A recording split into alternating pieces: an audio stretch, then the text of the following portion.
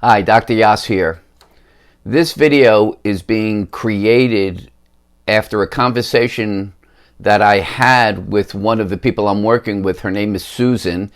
And for quite a while, we've been trying to get clarity in understanding of how pain is elicited and how it gets back to the brain and how you experience it.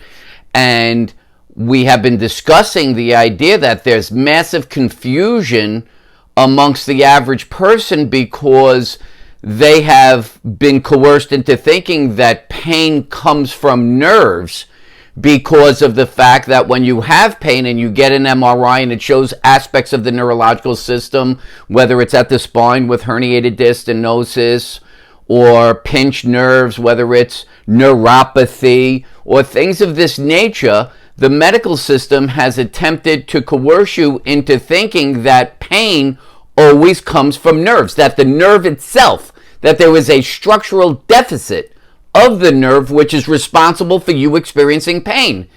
And so I've been working to try to cultivate a better understanding, and we came to this massive realization at one point. She finally got to understand what I was saying.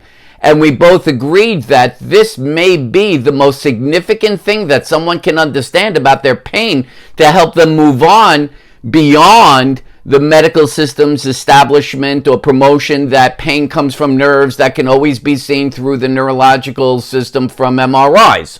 So I wanted to show you a picture, and here's the picture, and we're going to kind of really try to look at this picture and see if we can make sense of what's happening here.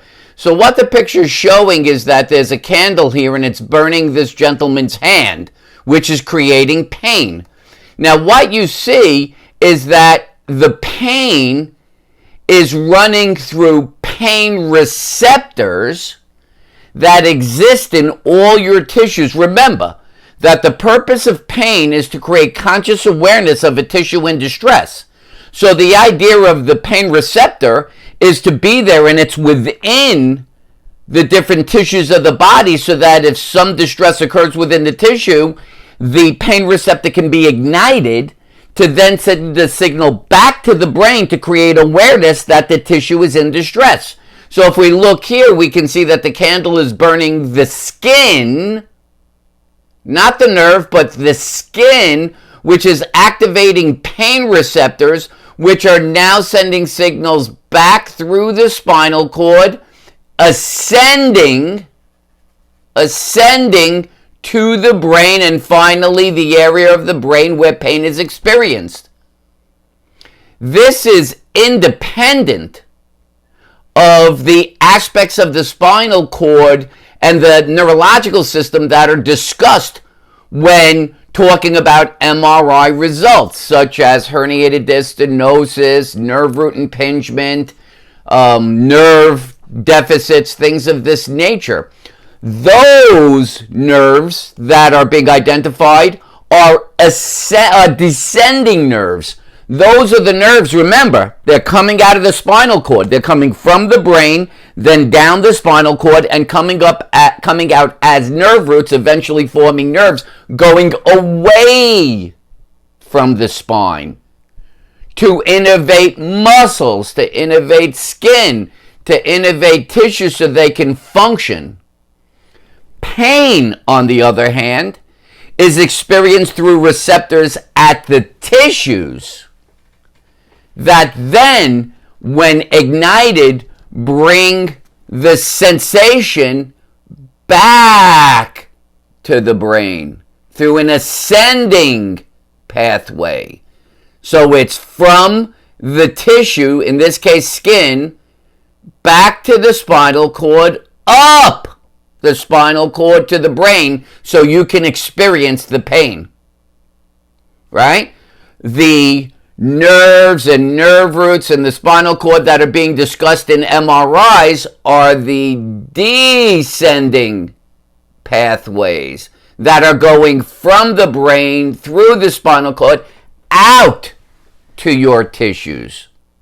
That's what's being discussed. So it's important to understand that pain basically is experienced in a separate part of the neurological system from the part of the system that is usually being discussed by neurologists and identified by MRIs. This is critical for you to understand, because what needs to be understood is that it is not the neurological component that's structurally in distress that's igniting the pain signal.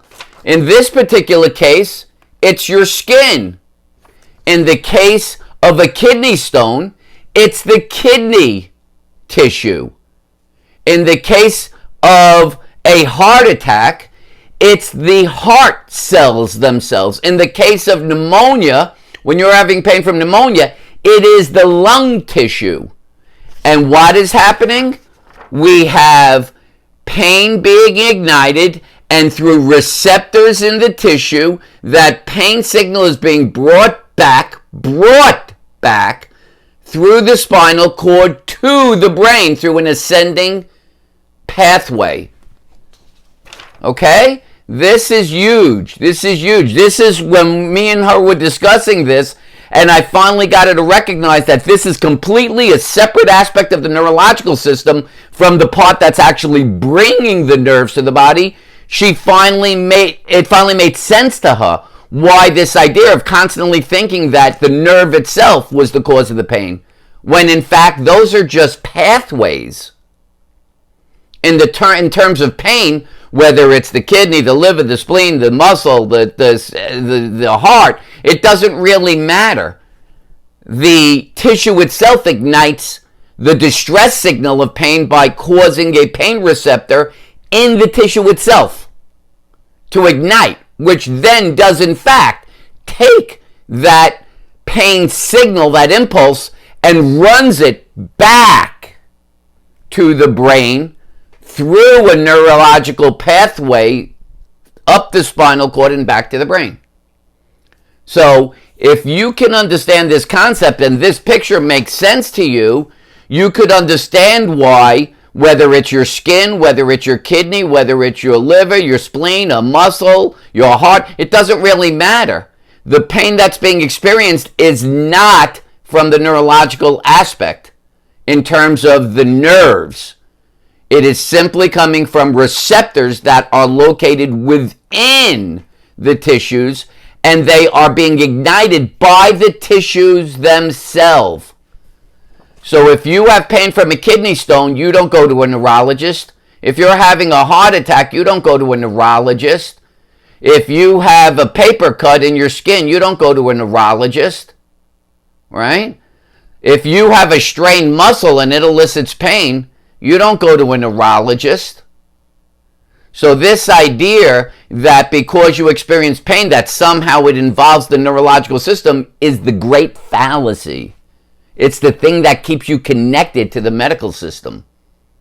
But by trying to show you the actual science, the actual way that the body works, and recognizing that tissues themselves go into distress and then ignite pain receptors that then cause the distress signal of the tissue to be brought back to the brain so that you can become aware of the distress of the tissue, because the tissue itself needs to be addressed, not the neurological pathway sending these signals back and forth. Okay? Hopefully this is a huge wake-up call. I'm praying that this is going to work for people, and it will take you out of the idea that you need to constantly be looking at nerves, and recognize that within the Yass method, the idea of the diagnostic component is to interpret the body's presentation of symptoms to identify which tissue is in distress, eliciting the pain signal. And in more than 98 to 99% of cases, that is muscle, because of the fact that you live in this gravitational environment, and because of technology, you simply stop using your muscles to the extent that you should, or you're putting yourself in inappropriate positions to use technology, and it's causing muscles to strain, and because the force output of the muscles is less than the force requirement of your activities, the muscle is straining and eliciting pain. The muscle is in distress, eliciting a pain signal to a receptor in the muscle that then sends the signal back through a neurological pathway back to the brain so you can experience the pain being elicited by the muscle. The only way to stop the signal is to stop the pain signal from coming from the receptor by causing the muscle to become strong enough so that it does not strain, thereby wanting it to ignite the distress signal.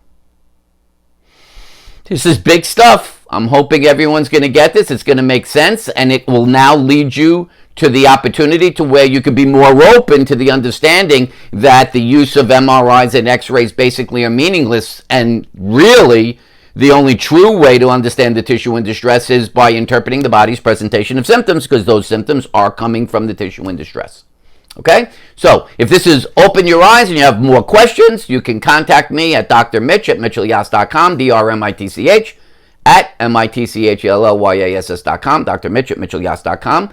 If you would like to now possibly set up a Skype or Zoom session, because now this is really making more sense to you and you see the Yass method as the only true way of getting the proper diagnosis through the interpretation of your symptoms, again, contact me at Dr. Mitch at MitchellYass.com, DrMitch at MitchellYass.com, Dr. Mitch at MitchellYass.com. If you like this video and it makes sense to you, please give it a thumbs up. If you like my YouTube channel, Dr. Mitchell Yass on YouTube, please subscribe so that we can get you notifications when new videos are being added. I try to do 1 or 2 a week, or when I'm live on YouTube. I hope people are finding these videos highly educational. Granted, they're not fancy in their production. They're not very impressive, not a lot of pyrotechnics or fancy technology, but I want you to listen to the information, because the information is the only thing that really can help you see the light and how you can get beyond that pain. And probably nobody has worked with more people in pain, including those who have become suicidal or lost hope, than me. So I truly sympathize with your situation and want to see you get beyond this so that you could return to the quality of life that you so justly deserve. You don't have to remain a prisoner to the medical system. This is the information I hope is helping you understand that and helping you recognize there's an alternative path, which is the Yass method. So for now, this is Dr. Mitchell Yass wishing you a pain-free, fully functional life. Bye-bye for now.